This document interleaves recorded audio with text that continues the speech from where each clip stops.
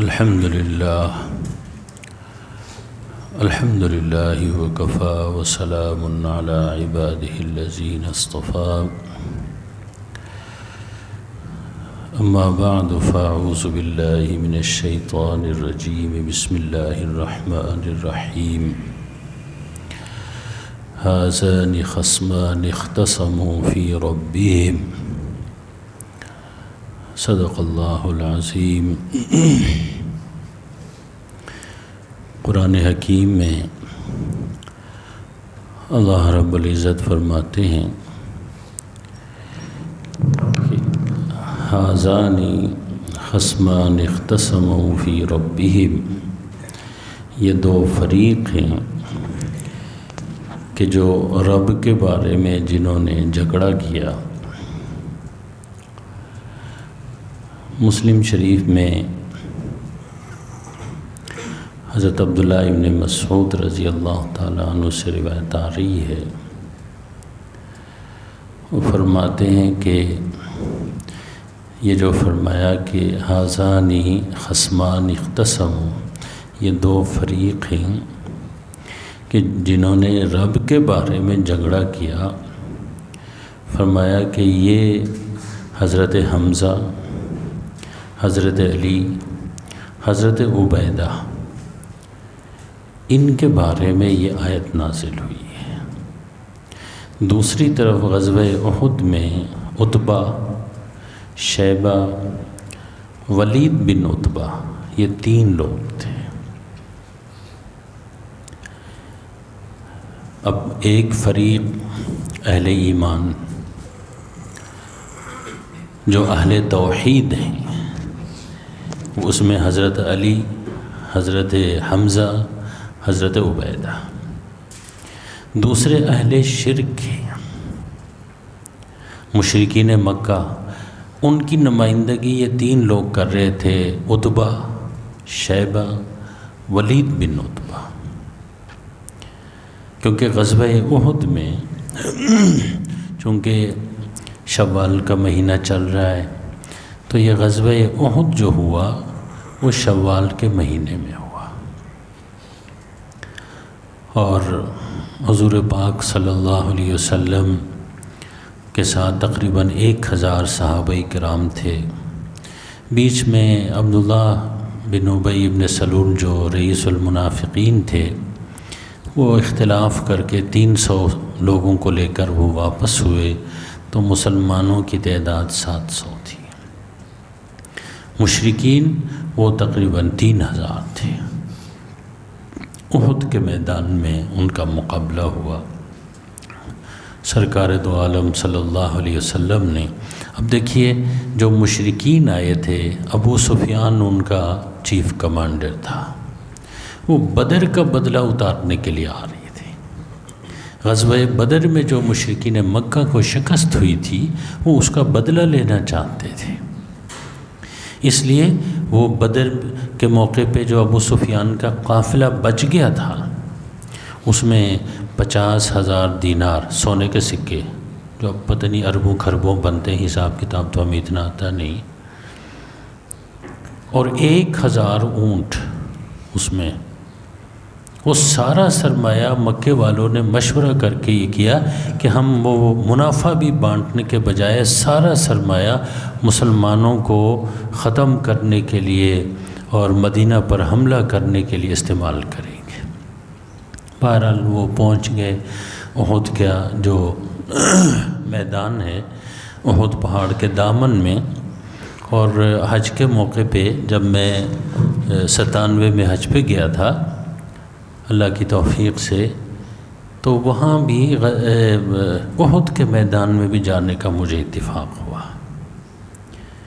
اب وہ دیکھیے وہاں پر جو صحابہ کرام شہید ہوئے، ان کی قبریں بھی وہاں پر ہیں، شہدائے احد کی قبریں وہیں ہیں، حضور نے وہیں دفنانے کا حکم دیا تھا۔ اس میدان میں وہ ساری چیزیں ہم نے دیکھی جو سیرت کی کتابوں میں، حدیث کی کتابوں میں ہم نے پڑھی۔ میں نے وہاں دیکھا، دیکھیے یہ اتنا بڑا معرکہ تھا، کفر اور شرک اور ایمان والوں کا، اہل توحید کا، لیکن جب میں وہاں گیا تو دیکھا دوست بھی ساتھ تھے، تو میں نے دیکھا کوئی اونٹ کے اوپر سواری کر رہا ہے، جیسے وہ ٹورزم نہیں، سیاحت کے لیے آئے ہوئے ہیں، بچوں کو لے کے اونٹ کے اوپر سواری کر رہے ہیں، کوئی جو ہے نا وہاں پر پکوڑے کھا رہے ہیں، کوئی جو ہے نا بسکٹ کھا رہے ہیں، تماشا لگا ہوا ہے، کوئی دوڑ لگا رہے ہیں بچے وہاں پر، سیر و سیاحت ہو رہی ہے۔ اور وہ جو احد کے میدان کا جو اصل پیغام ہے کہ کفر اور شرک کے ساتھ مقابلہ، دیکھیے علمی مقابلہ بھی ہو، دلائل کا مقابلہ بھی ہو، ضرورت پڑے تو تلواروں کا مقابلہ بھی ہو، بھئی جان بھی دے دی جائے، جان لی بھی جائے، وہ سارا سبق جو ہے نا بھول گئے۔ وہ جہاد کا سارا سبق، سارے مسلمان ہیں، اکثر تو حاجی صاحبان اونٹ کے اوپر سوار ہوئے، چیخو پکار، بچے ان کے ساتھ ہیں، اور جیسے ہمارے ہاں ہوتا ہے کہ بھئی بچے آتے ہیں تو پھر ہلہ گلہ ہوتا ہے، سیاحت کر رہے ہیں اور سیر کرنے آ گئے۔ میں تو اپنے ساتھیوں کو لے کے ایک سائڈ پہ بیٹھ کے پھر وہ ساری جگہیں ان کو دکھا دیں کہ یہاں یہ ہوا تھا، یہاں یہ ہوا تھا۔ پھر وہ جو جسے کہتے ہیں کہ بھئی تیر اندازوں کو، 50 تیر اندازوں کو حضور پاک صلی اللہ علیہ وسلم نے جس گھاٹی کے اوپر بٹھایا تھا، جبل رمات کہتے ہیں اس کو، پہاڑی، چھوٹی سی پہاڑی ہے، میں ساتھیوں کو لے کے ادھر چڑھ گیا۔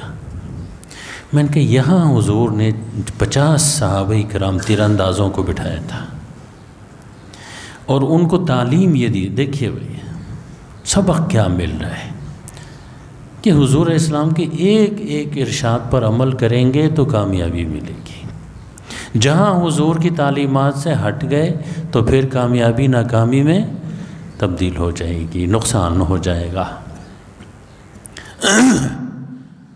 حضور نے 50 تیر انداز وہاں بٹھا دیے تھے۔ اصل سبق تو یہ اور ان سے کہا تھا کہ جی ہمیں جو ہے نا بھئی شکست ہو جائے،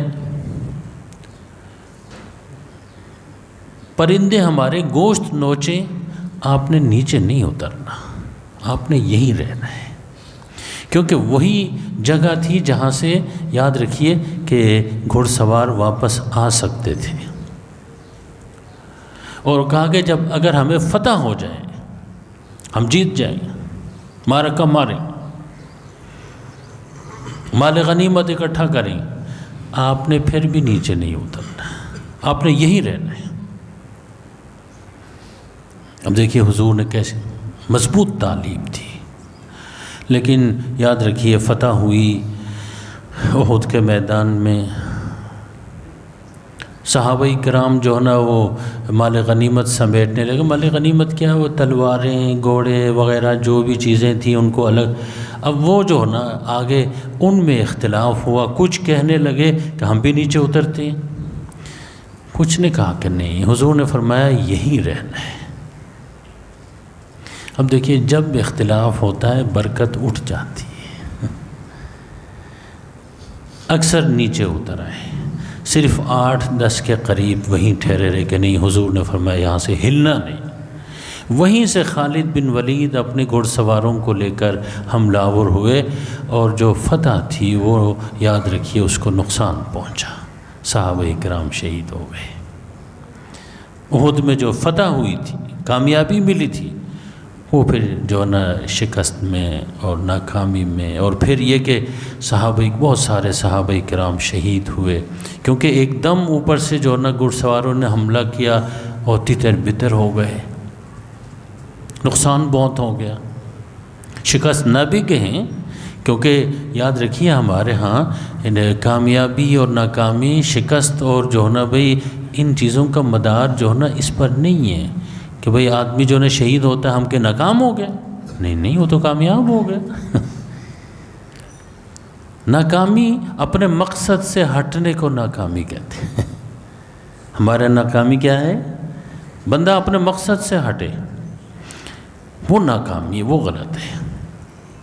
اپنی مقصد کی طرف پیش قدمی کرتے ہوئے جان دینا، یہ تو بڑی کامیابی ہے، اس کو ہم ناکامی نہیں کہتے۔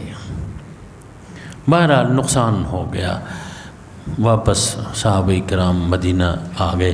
ایک سبق قیامت تک ہم سب کو ملا کہ حضور پاک صلی اللہ علیہ وسلم کے قول، ارشاد، حکم کی تعمیل میں ہی کامیابی ہے۔ اگر آپ کے حکم، آپ کے ارشاد پر عمل نہ کیا جائے تو یاد رکھیے جیب میں آئی ہوئی کامیابی بھی کیا ہو جائے گی؟ واپس چلی جائے گی۔ یہ ایک سبق ہے غزوہ احد کا جو ہم نے ہمیشہ کے لیے یاد رکھنا ہے۔ حضور کی سنت، ہم حدیث پڑھتے ہیں، احادیث پڑھاتے ہیں، یہ کیا چیزیں ہیں؟ حضور پاک صلی اللہ علیہ وسلم نے یہ ارشاد فرمایا۔ مثلا ہم نماز پڑھتے ہیں تو کیسے پڑھتے ہیں؟ جو ہم پڑھ رہے ہیں حضور نے فرمایا صلو کما رأیتمونی اصلی، جیسے صحابہ کرام سے فرمایا جیسے مجھے نماز پڑھتے ہوئے دیکھتے ہو ایسی نماز پڑھ لو، تو وہ نماز ہے۔ اگر ہم اپنی مرضی سے کچھ پڑھیں گے وہ نماز وہ کوئی اور چیز ہوگی۔ صلو کما رأیتمونی اصلی، ایک بندے کو حضور نے دیکھا، آیا آ کے نماز پڑھی جلدی جلدی، جیسے ہم فٹافٹ پڑھ لیتے ہیں، فٹافٹ حضور فرمایا ادھر آؤ، کہنے لگا صلی فإنک لم تصلی، فرمایا نماز دوبارہ پڑھو، ابھی تم نے نماز پڑھی نہیں ہے، جا کے دوبارہ پڑھ لی۔ حضور نے فرمایا صلی فإنک لم تصلی، پھر پڑھو، کہنے لگے مجھے تو ایسی ہی نماز آتی ہے۔ پھر حضور نے ان کو سکھایا کہ بھئی اس طرح اب رکوع سے جب کھڑے ہو جائیں تو آرام سے تسلی سے قوما، پھر جو نا بھئی بتایا ان کو سجدے سے جب اٹھ کر بیٹھ جائیں، پہلے سجدے سے تسلی سے بیٹھ جائیں، پھر دوبارہ سجدہ کریں تسلی سے، جس کو تعدیل ارکان کہتے ہیں، کہ نماز کے فرائض اس طرح ادا کریں کہ وہ فرائض آپ کو ایسے جو نا 4 انگلیوں کی طرح نظر آ جائیں، برابر کر کے، اس میں کبھی بیشی نہیں کرنی۔ رکوع کا بھی بتایا، سجدے کا بھی بتایا۔ وہ جو ہم پڑھتے ہیں نا فٹافٹ، وہ مشہور ایک صاحب نماز پڑھ رہے تھے تو انہوں نے میرا خیال ہے 1 منٹ میں 4 رکعتیں پڑھ لی۔ بزرگ تھے سفید ریش، میری طرح کوئی بابا ہی ہوگا۔ کسی نے ان کو کہا بابا جی کیا کر رہے ہو، 1 منٹ میں 4 رکعتیں آپ نے پڑھ لی؟ کہنے لگے بیٹا 80 سال ہو گئے نماز پڑھتے ہوئے، اب بھی اتنی مشق نہ ہو کہ 1 منٹ میں 4، پھر کب؟ اتنی تیزی نہ ہو، مہارت ہو گئی ہے نماز پڑھتے پڑھتے۔ حالانکہ نماز پڑھتے پڑھتے مہارت کا مطلب یہ ہے کہ بھئی نماز میں سکون آ جائے، اطمینان آ جائے، نماز تسلی سے پڑھیں، اللہ کے سامنے کھڑیں، ایسے ٹھونگے نہ ماریں۔ بات یہ ہوتی غزوہ احد۔ غزوہ احد میں شہداء کی ایک لمبی فہرست ہے، اس میں جن کو حضور علیہ الصلوۃ والسلام جن کی شہادت پہ بہت ہی زیادہ روئے، جن کے جنازے کے اوپر کھڑے ہو کے روئے، اور اتنے روئے کہ آواز آنے لگی، بلند ہوئی پیچھے تک آواز، وہ حضرت حمزہ رضی اللہ تعالیٰ عنہ، جن کو سید الشہداء کہا جاتا ہے، شہیدوں کے سردار۔ مسلمان کیسے ہوئے تھے، شہید کیسے ہوئے؟ اب دیکھیے یہ وہ مسلمان ہیں جن سے حضور محبت فرماتے تھے، کیونکہ یہ حضور کے چچا بھی تھے اور حضور کے رضائی بھائی بھی تھے۔ مکے میں دیکھیے حضور پاک صلی اللہ علیہ وسلم ایمان کی دعوت دے رہے ہیں، اسلام کی طرف بلا رہے ہیں، کہتے ہیں کوہ صفا کے قریب ابو جہل سے آمنا سامنا ہوا۔ یہ 6 نبوی کا، یعنی حضور کو جو نبوت ملی تو یہ 6واں سال تھا۔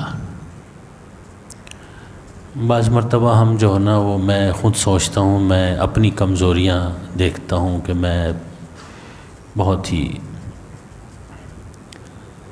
ہمارا کام کیا، مطلب عالم کا کیا کام ہے، پیغمبروں والا کام ہے، دین آگے پہنچانا، ایمان کی دعوت دینا، اعمال صالحہ کی دعوت دینا، ہمارا تو یہی کام ہے، اور تو کوئی کام نہیں۔ لیکن یہ کام حضور کے نہج پہ کرنے کی ضرورت ہے، حضور کے انداز میں کرنے کی ضرورت ہے۔ کوہ صفا کے قریب ابو جہل سے آمنا سامنا ہوا، سرکار دو عالم صلی اللہ علیہ وسلم کا گالیاں دینے لگا۔ کیا کرنے لگا؟ الیاذ باللہ، گالیاں دینے لگا، سخت سست کہنے لگا۔ اب میں سوچتا ہوں کہ بھئی وہ جو ہم روز روز سناتے ہیں نا، العلماء ورثۃ الانبیاء، علماء انبیاء کے وارث ہیں، ہم سمجھتے ہیں لوگ ہماری عزت کریں جیسے پیغمبروں کی عزت کی جاتی ہے، نہیں سمجھے، یہ وہ فلاں۔ یاد رکھیے وارث تو ہر چیز میں وارث ہوتا ہے، صرف فضائل میں وارث نہیں ہے۔ گالیاں بھی اگر پڑھیں تو ان کے بھی ہم وارث ہیں۔ انبیاء کرام کے ساتھ جو توہین آمیز سلوک بعض لوگ کرتے ہیں، ایسا لگتا ہے جیسے ہم نے کوئی ان کی ٹوپی چرائی ہے۔ خواہ مخواہ یہ بوز، خواہ مخواہ کسی کے خلاف پروپیگنڈا، افواہ، پوچھتے نہیں جا کے کہ جی آپ کے بارے میں یہ بات ہے، یہ صحیح ہے، یہ نہیں کرتے۔ وہ فلان نے کہا، فلان نے کہا، فلان نے کہا، جی گالیاں پڑتی ہیں، کوئی بات نہیں، بدمزہ نہیں ہوتے ہم، نہیں ہونا چاہیے۔ ابو جہل کو دیکھیں، اور جو لوگ یہ کام کر رہے ہیں بھائی ان کی سند جا کے مل جاتی ہے، جو علماء سے بغض رکھتے ہیں، نیک لوگوں سے، علماء میں بھی جو سیاسی لوگ ہیں وہ گالیاں دیتے ہیں، ان کو آپ بھی دے دیا کریں۔ یہ نہیں کہ دو دین کے خادم ہیں، ان کی تو عزت کریں، ان کا تو احترام کریں، ان کا ادب کریں، ان کے ساتھ محبت کریں۔ یہ تو حضور کے دین کو آگے لے جانے والے لوگ ہیں۔ بہت ہی برا بلا کہا، حضور اسلام خاموش، خاموشی سے۔ اب دیکھیے کہ یہ خاموشی بھی ایک جواب ہے۔ اچھا، وہ ابو جہل اتنا آگ بگولا ہو گیا، گالیاں دے کے، برا بلا کہہ کے، اگلا خاموش ہے، جواب ہی نہیں دے رہا۔ یہ جو ہمارے ہاں کہتے ہیں نا بھائی اینٹ کا جواب پتھر سے دینا، یہ نبیوں کا کام نہیں ہے، یہ پنجاب والوں کا کام ہے، یہ کے پی کے والوں کا کام ہوگا، سندھ والوں کا کام ہوگا، یہ نبیوں والا کام اینٹ کا جواب پتھر سے دیں گے جی، نہیں نہیں، یہ یاد رکھیے تحمل سے دیں گے، صبر سے دیں گے، سکون سے دیں گے۔ یہاں تک کہ اس نے پتھر اٹھایا حضور کے سر پہ دے مارا، ابو جہل، اندازہ لگاؤ، خون بہہ پڑا۔ بھائی جان یہ دین ہم تک ویسے نہیں پہنچا، اس کی قدر کریں ہم لوگ۔ اسلام ہم تک ویسے بڑا خون بہایا گیا ہے، نبیوں کا خون بہا ہے، اور خاتم النبیین محمد الرسول اللہ صلی اللہ علیہ وسلم انہوں نے اپنا خون بہایا ہے۔ ابو جہل پتھر میں خاموش، حضور نے جواب میں پتھر نہیں مارا۔ حضرت حمزہ رضی اللہ تعالیٰ عنہ نوجوان ہیں، جنگجو ہیں، شکار پہ کہیں گئے ہوئے تھے، کوئی خاتون کا ذکر آتا ہے، وہ اپنے چھت کے اوپر یہ سارا کچھ دیکھ رہی تھی کہ جو ہے نا ابو جہل حضور کے ساتھ یہ توہین آمیز سلوک، تشدد جس کو کہتے ہیں نا تشدد، آج کل مغرب میں، یورپ میں یہ بڑا مشہور ہے تشدد۔ بھائی تشدد کافروں کی طرف سے ہوا ہمیشہ سے، مسلمانوں کی طرف سے نہیں ہوا۔ یہ جو بم مارے جاتے ہیں یہ مسلمانوں کی طرف سے نہیں مارے جاتے، یہ تشدد ہے۔ بے گناہ لوگوں کے اوپر بم مارے جاتے ہیں۔ مسلمان تو اب اس درجے میں کچھ جواب ہی دیتے ہوں گے شاید، ہیں جی،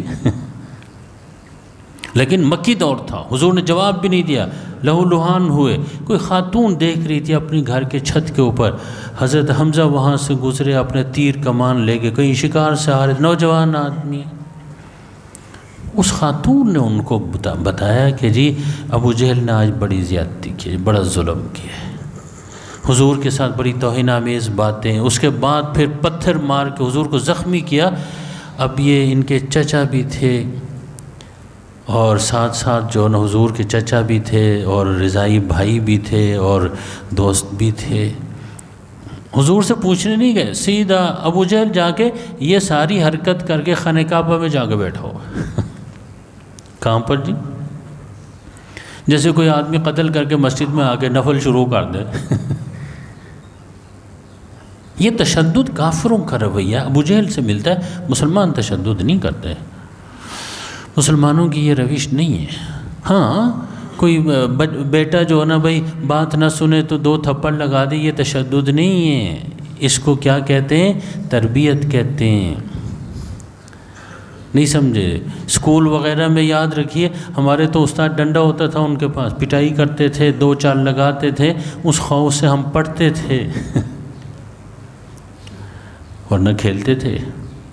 تربیت اور چیز ہے. تشدد وہی تمام علماء نے لکھا. تشدد بیوی پر تشدد کا بڑا ہنگامہ کیا جاتا ہے یورپ میں، مغرب میں. کہیں تشدد کا نہیں اسلام میں، سارا لکھا ہوا ہے. اگر تربیت کے لیے جو ہے نا بھائی مارنے کی ضرورت پڑی 1-2 تھپڑ مارے، لیکن یہ لکھا ہوا ہے کہ ہڈی نہ ٹوٹے، خون نہ نکلے. بچے کے لیے بھی یہی ہے، شاگرد کے لیے بھی ہے، سب کے لیے یہی ہے. یہ تربیت کا نظام الگ ہے. کیا ہم اپنے بچے کو 2 تھپڑ لگاتے ہیں اور 2 چپت رسید کرتے ہیں، وہ اسکول چلے جاؤ، غیر حاضری کیوں کی ہے؟ یہ تشدد ہے؟ یہ کوئی تشدد نہیں ہے. مکس کرتے ہیں، گٹ مٹ کر کے گڑبڑ کرتے ہیں، غلط بات ہے، دھوکہ دیتے ہیں. حدیث میں خود حضور علیہ السلام نے فرمایا مروا صبیانکم اذا بلغوا 7، اپنے بچوں کو نماز کا حکم کرو جب 7 سال کے ہو جائیں.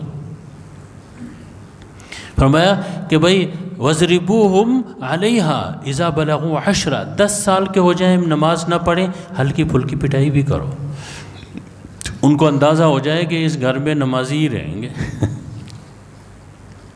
اب یہ مارو ہلکی پھلکی پٹائی میں نے ترجمہ صحیح کیا ہے یہ نہیں کہ بچے کی ہڈیاں توڑ دو، یہ تو نہیں. دیکھیے پتھر، خون. حضرت حمزہ سیدھا خانہ کعبہ، ابھی مسلمان نہیں ہیں، خانہ کعبہ گئے تو سیدھا ابو جہل کے سر کے اوپر کھڑے ہو کے کہنے لگے تم نے یہ حرکت کی ہے. اپنا جو ہے نا تیر کمان نکالا، اس کے سر پہ دے مارا. جیسے حضور کے سر سے خون نکلا تھا، ان کے سر سے بھی خون نکل آیا. کہنے لگے بھائی بات پوری ہو گئی. کسی کو ہمت نہیں ہوئی اٹھ کھڑے ہونے کی، اتنے بہادر آدمی تھے. یہ غزوہ احد میں یاد رکھیے یہی بہادر. اچھا اسی وقت انہوں نے خانہ کعبہ میں اعلان کیا کہ میں محمد صلی اللہ علیہ وسلم کے دین پر ہوں، میں بھی مسلمان ہو گیا ہوں. اب وہ 6 نبوی میں مسلمان ہوئے، پھر حضور کے ساتھ رہے. اعلان تو کر دیا تھا، اس کے بعد ایمان اندر آتا رہا. غزوہ احد میں سب سے زیادہ بہادری کس نے دکھائی؟ کہتے ہیں حضرت حمزہ نے دکھائی. تتر بتر کر دیا تھا. اب یہی حضرت حمزہ ہیں جن کا ذکر آ رہا ہے کہاں پر؟ کہ بھئی جو ہم خطبے میں بھی پڑھتے ہیں نا، وَحَمْزَةُ أَسَدُ اللَّهِ وَأَسَدُ رَسُولِ، یہ حضرت حمزہ اللہ اور اس کے رسول کا شعر ہے. اللہ کے رسول نے اس کو کیا قرار دیا؟ شعر قرار دیا کہ بھئی شعر ہے ہمارا. جیسے بیٹا بہت بڑی کوئی خدمت کرے بہادری کا، کہتے ہیں بھئی یہ بیٹا میرا شعر بیٹا ہے. جس کو حضور کہیں کہ یہ میرا شعر ہے، اسد اللہ سید الشہداء. یاد رکھیے غزوہ بدر کے موقع پر انہوں نے ہی مشرکین کے وہ جو 3 بندے تھے اس میں سے ایک بندے کو انہوں نے کیا کر دیا؟ ختم کر دیا تھا. کہتے ہیں کہ بھئی ہند بنت عتبہ، ہند جو ابو سفیان کی بیوی تھی، انہوں نے جو ہے نا بھئی وحش بن حرب نامی آدمی کو کہا کہ بھئی تمہیں پیسے دیں گے، تمہیں آزاد کریں گے، تمہیں انعام دیں گے، فلاں کریں گے. وہ بڑے جو ہے نا نیزہ پھینکتے تھے کہ بھئی تم حضرت حمزہ کو شہید کرو. وہ کہیں چھپا تاک میں بیٹھا ہوا تھا، اس نے نیزہ پھینکا، آ کے حضرت حمزہ کو لگا، شہید ہو گئے. اب دیکھیے کہ شہید ہونے کے بعد ہند وہ بھی موجود تھی وہاں، وہ آئی اور اس نے آ کے جو ہے نا حضرت حمزہ کا سینہ چاک کیا، کلیجہ نکال کے چبانے لگی۔ اس لیے جو عورتیں منتقم مزاج ہوتی ہیں نا، ان کے انتقام سے اللہ پناہ، اللہ بچائے۔ کہتے ہیں وہ کچے جو ہے نا انسان کے کلیجہ اس کو چبانا، اور وہ نگلنا چاہتی تھی، حلق سے نیچے نہیں اترے، پھینک دیا۔ اور کہتے ہیں کہ ناک کان کاٹ کے اس نے جو ہے نا بھائی اپنے پازیب بنا دیے اور گلے میں ڈال دیا، اور مسلح، جس کو عربی میں مسلح کہتے ہیں، لاش کی بے حرمتی۔ اب دیکھیے کہ اسلام کے لیے جن لوگوں نے قربانیاں دی ہیں نا، کہ ان کے ساتھ یہ تک ہوا ہے، لیکن سرخرو وہی ہوئے جنہوں نے ایک بڑے مقصد کے لیے اپنی جان دی۔ بڑا مقصد اسلام کی سربلندی، اسلام کی کامیابی، اسلام کی جو ہے نا بھائی اسلام کے راستے کی رکاوٹوں کو ہٹانا۔ ہم کسی بڑے مقصد کے لیے نہیں، صبح دفتر گئے، شام کو واپس آ گئے، صبح ناشتہ کیا، دوپہر کا کھانا کھایا، شام کا یہ ہمارے اعلیٰ مقاصد ہیں۔ بھائی اعلیٰ مقصد یہ نہیں، کوئی انسانیت کے لیے بھی، کوئی شر کو دبانے کے لیے بھی کوئی کام کرے آدمی، کسی بھوکے انسان کو کھانا کھلانے کی بھی کوئی نیت کرے، کسی مریض کے علاج کے لیے بھی کوئی نیت کرے، کہ دین کی خدمت کے لیے کوئی تھوڑا سا وقت، جس دین کی خدمت کیا چیز ہے؟ جس کو قرآن پڑھنا نہیں آتا وہ کوئی آدھا گھنٹہ قرآن ناظرہ پڑھنے کے لیے نکال لے، پڑھنا آتا ہے تو ترجمہ لکھا کیا ہے اس میں، اس کے لیے تھوڑا سا وقت نکالے، پڑھنا آتا ہے تو آج سے نیت کرے کہ بھئی عمل کروں گا۔ بڑا مقصد ہے، قرآن پر عمل کرنے سے بڑا مقصد اور کوئی نہیں ہو سکتا۔ اگر خود عمل کر رہا ہے تو دوسروں کو بھی عمل کی طرف بلائے، تبلیغ، دعوت، یہی کام ہے۔ اللہ کے حکموں پر عمل کریں گے، ہماری دنیا بھی اچھی ہو جائے گی، آخرت بھی اچھی ہو جائے گی۔ یہ اعلیٰ مقصد ہے، اللہ کی عبادت کا یہ اعلیٰ مقصد ہے، جس سے اللہ راضی ہو جائے، جس نے ہمیں پیدا کیا ہوا ہے، جس نے پیدا کیا ہوا بھائی جان، اور اتنی صلاحیتوں سے نوازا ہے۔ ہاں دیکھا نا، قرآن میں آیا ہوا نا، ان السمع والبصر والفؤاد کل اولئک کان عنہ مسئولا۔ بات سمجھ نہیں آتی تھی بھائی جان، کہتے ہیں ان السمع کان سنوائی، والبصر آنکھ بینائی، والفؤاد دل، ان کی صلاحیت، مراد ان کی صلاحیتیں، ان سب کے بارے میں پوچھا جائے گا۔ اب آ کے بات کچھ سمجھ آ رہی ہے ہم بابوں کو بھی۔ ہمارے ایک شاگرد ہیں، ان کی بیٹی کے ہاں بیٹی پیدا ہوئی، اس کو سنائی نہیں دیتا۔ کیا نہیں دیتا؟ ڈاکٹروں سے انہوں نے رابطہ کیا، انہوں نے کہا ہاں اس کا آپریشن ہوگا، مشین یہاں لگائیں گے، کتنا خرچہ؟ ایک کان کا خرچہ آئے گا 35 لاکھ روپیہ۔ کتنا جی؟ کیا اس کان سے غیبت سننی چاہیے؟ اللہ نے اتنی بڑی نعمت دی ہے بھائی، چغلیاں، غیبتیں، گانے سننے چاہیے اس کان سے، جس ایک کان کے جو نا بھائی ایک چھوٹے سے پرزے خراب ہو 35 لاکھ روپے لگ رہا ہے۔ اللہ نے ہم سب کو، اللہ کا شکر ہے، مفت میں ہی دے دی، ایک نہیں کتنے نوجوان گانے سنتے ہیں، ہل رہے ہیں جو ہے۔ اور بھائی خدا کا خوف کرو، پوچھا جائے گا ان السمع والبصر والفؤاد کل اولئک کان عنہ مسئولا۔ جواب دہی ہوگی، یہ کان قرآن سننے کے لیے، یہ کان حق بات سننے کے لیے، توحید کی بات سننے کے لیے، اس سے گانے نہیں سنتے، اس سے گن بلا غیبت نہیں سنتے۔ صبح شام غیبتیں ہو رہی، سنتے گانے سنتے۔